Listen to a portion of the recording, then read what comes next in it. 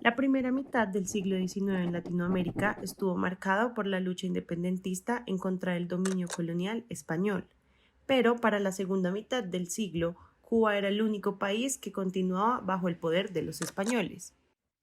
Su primer intento por consolidarse como un territorio independiente ocurrió en 1868 con la llamada Guerra de los 10 Años, que culminó fallidamente en 1878.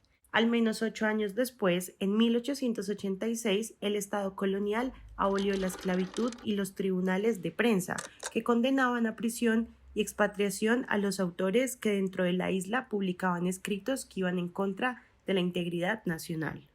A raíz de la abolición de la esclavitud, los españoles empezaron a infundir el miedo de una posible rebelión del insurrecto negro, tomando como referencia la Revolución Haitiana de 1791, en la que los negros se rebelaron ante los esclavistas. Esto con el fin de convencer a la población que residía en Cuba sobre lo supuestamente inviable que sería la búsqueda por la independencia.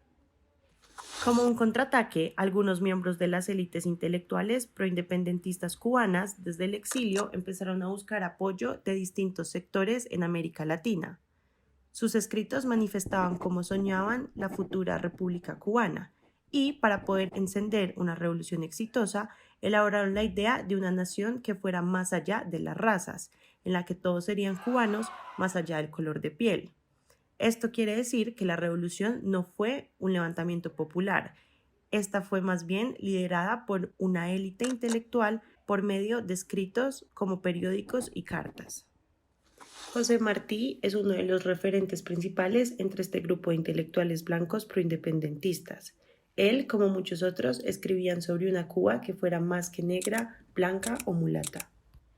Pero los miembros del nicho intelectual del siglo XIX se encontraban influenciados por corrientes de pensamiento europeo en las que no hablar en términos raciales era difícil, casi imposible. Por eso, una Cuba que trascendiera las razas requería entonces de la construcción de una homogeneidad, y para Martí, la educación era una de las herramientas para asimilar al negro en esta nueva nación. En ese sentido, esta lucha fue más ideológica que práctica, pero incluso en lo ideológico salió a relucir la importancia de diferenciar entre blancos y negros y de mejorar al negro para que fuera aceptado por el blanco. Así pues, el racismo seguía latente, pero para la construcción de nación se utilizó el mito de la igualdad racial para la conveniencia del proyecto político de los intelectuales proindependentistas blancos.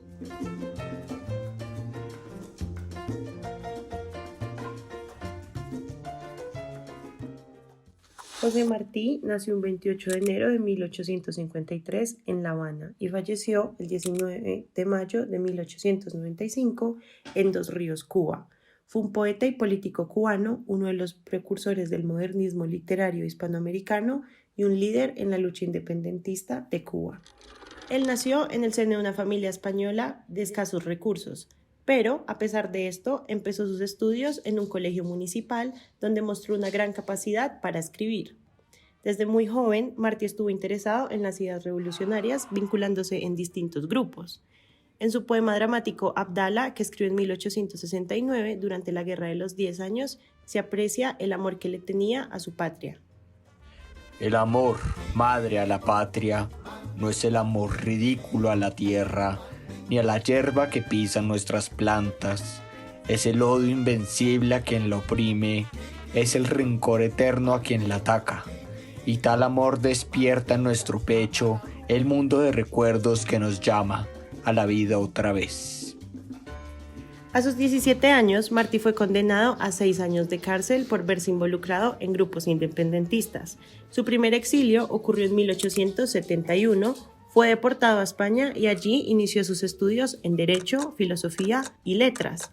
Sin embargo, mantuvo un fuerte afecto por su país y realizó diversos escritos expresando su descontento con la política colonial. Cuando concluyó la Guerra de los 10 Años, se trasladó a Cuba, donde fue nuevamente deportado por las autoridades cubanas temerosas ante su pasado revolucionario. En su segundo exilio se instaló en New York y empezó una carrera política y literaria.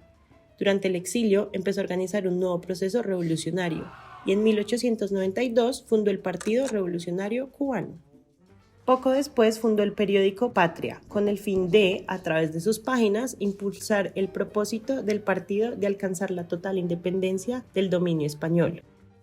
En el periódico se publicaron diversos artículos que extendían sus ideales revolucionarios, sus reflexiones sobre la situación política, informaciones sobre los clubes revolucionarios y actividades patrióticas, y en últimas sobre cómo soñaba la futura Cuba independentista. Pero, por otro lado, la construcción de una república requería entonces de una comunidad homogénea. Por eso, uno de los temas que se discute en sus escritos es la educación, pero fundamentalmente la educación del negro. Por un lado, la educación del negro era temida por los antiindependentistas, pues consideraban que los negros podrían utilizar el conocimiento para protestar ante las injusticias de la esclavitud. Pero por otro lado, Martí pensaba que la educación sería un medio que contribuiría a eliminar el racismo en Cuba y que también ayudaría a mejorar el nivel de vida de los negros. En este contexto, sus ideas eran consideradas revolucionarias, pues pensar en la educación del negro era desafiar el sistema colonial. Así, él apoyó las actividades de la Liga de New York, un espacio de educación no formal, que comenzó a funcionar en 1890 y que nació con el fin de equilibrar el proceso educativo formal en la vida de los trabajadores. En este espacio se daban clases de historia, matemáticas, inglés y se leía a filósofos europeos con el objetivo de procurar el adelanto intelectual de los hombres de color nacidos en Cuba y Puerto Rico. El 1 de noviembre de 1892, Martí publicó en Patria una crónica titulada El delegado en New York, la reunión de los clubs, la conferencia de la Liga, el banquete, la recepción del club de señoras Mercedes Varona, y en esta realizó un resumen acerca de una reunión con los miembros de la Liga que había tenido lugar en New York. Allí menciona que la Liga es casa de estudio y amor, donde los hombres no van a ver cómo del pretexto del color o de las penas transitorias que vienen de él. Hacen curaré que les envenene la patria en que han de vivir, sino adelantar en el estudio fuerte, en el perdón ejemplar y en la vigilancia continua, la igualdad mental y cordial con que, como prueba superior e irrefutable, han de quitar argumento, sin iras que los retarden o afanen, a los que no podrán ni se harán negarse a la igualdad en la frente de la prueba, y se negarán siempre a ella mientras no se les dé prueba. En otras palabras, para Martí, los negros debían ser educados, y de este modo perdonarían la esclavitud y evitarían ser discriminados en la medida en que les demostraran a los blancos su igualdad mental, porque sólo así los blancos no podrían ni desearan negarse a la igualdad en frente de la prueba. Martí continúa la crónica hablando sobre su lugar en esta conferencia, refiriéndose a sí mismo como el delegado. 2 salones tiene la Liga y los 2 estaban llenos, y allí, muy al pormenor, respondiendo a lo que se le preguntaba, allí, con todo lo agrio y lo dulce de la verdad, estudió hilo a hilo el delegado, que iba como de mero conferenciante sobre temas públicos, lo recóndito y casual de los problemas peculiares de Jamaica, Haití y Santo Domingo. Él analizó los grados sociales y funestos de las razas, las culpas o razones de este grado y del otro, las causas de la cultura y las insuficiencias de la cultura meramente literaria, el desacomodo entre la política natural, carrauca de las condiciones del país, y la política parcial y arrogante, aconsejada por la soberbia primitiva o letrada de unos o de otros. En este fragmento, Martí, al mencionar que analizó los grados sociales y funestos de las razas, las culpas o razones de este grado y del otro, considera que la diferencia entre las razas son los grados de inferioridad y superioridad que existen entre ellas, y por eso la educación sería el vehículo a través del cual se lograrían superar los grados funestos en los que se encontraban los negros. Sin embargo, el pensamiento de Martí solo responde al paradigma intelectual de la época, pues en el siglo XIX las corrientes de pensamiento dominantes fueron el racismo científico y, como una respuesta a este, el evolucionismo social. El racismo científico es en realidad una creencia pseudocientífica que apoya y justifica el racismo a través de la idea de la inferioridad y la superioridad racial. La clasificación científica, dada en el siglo XIX, definió una diferenciación entre razas, categorizando a la Europa occidental como lo más alto en la evolución social y la cultura humana. En Cuba, la construcción de categorías sociales y raciales era un proceso ligado al incremento de la población calificada como mestiza, en el cual se encasillaban a cada individuo en una esfera que determinaría su asignación de roles y deberes. Se creía que el negro era inferior debido a ciertos rasgos físicos, como el tamaño de su cráneo y el color de su piel, enmarcando su raza como inferior. Entendiendo este contexto, podemos comprender el porqué de ciertos comportamientos de la sociedad cubana colonial, actitudes que iban de no permitirles compartir un café o disfrutar del baile. Por otro lado, los evolucionistas sociales insistían en que lo que llamaban salvajes y hombres civilizados eran fundamentalmente el mismo tipo de criatura, y que si existían formas superiores era porque habían logrado evolucionar.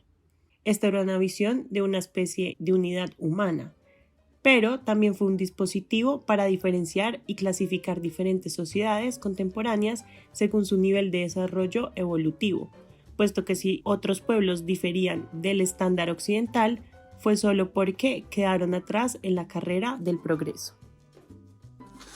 Por eso, aunque Martí fuera un adelantado a su época e hiciera un esfuerzo por rechazar el concepto de raza, perpetuaba la idea de asimilar el primitivo, es decir, asimilar al negro a través de la educación basada en valores y creencias occidentales y adaptarlo a lo que él consideraba la identidad criolla.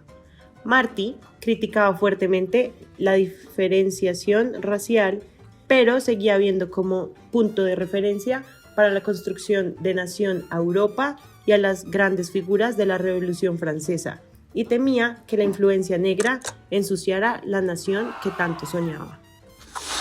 Durante este recorrido podemos comprender que la lucha independentista cubana se gestó desde una élite intelectual blanca que pretendía construir una nación incluyendo al negro en los relatos por la lucha independentista. El personaje de José Martí, con sus escritos desde el exilio, apoyó y ayudó en la creación de una verdadera revolución, tanto social como cultural, ya que él comprendía al negro no solamente como un antiguo esclavo o héroe de guerra, sino como un miembro de la sociedad con capacidad para aportar al cambio. Su visión fue revolucionaria, al igual que sus escritos y su activismo político, pero aunque sus ideas buscaron un cambio, el contexto de la época no se lo permitía, pues no se valoraba al negro en sí mismo, sino que se promulgaba su deber ser, su deber de perdonar, de educarse, de demostrar que era igual que el blanco. La lucha con palabras por parte de los escritores perseguidos en la isla permitió que la palabra escrita asustara a los españoles, ya que estos sabían la capacidad que tenía para reunir masas que comparten un mismo ideal. Incluso los cubanos analfabetos pudieron, por medio del discurso oral de estos escritos, comprender que necesitaban una liberación, una revolución. Gracias a todos estos medios se desarrolló una base ideológica imprescindible para el futuro de la guerra que finalmente se libraría en 1895. La escritura se volvió un arma y una estrategia de guerra.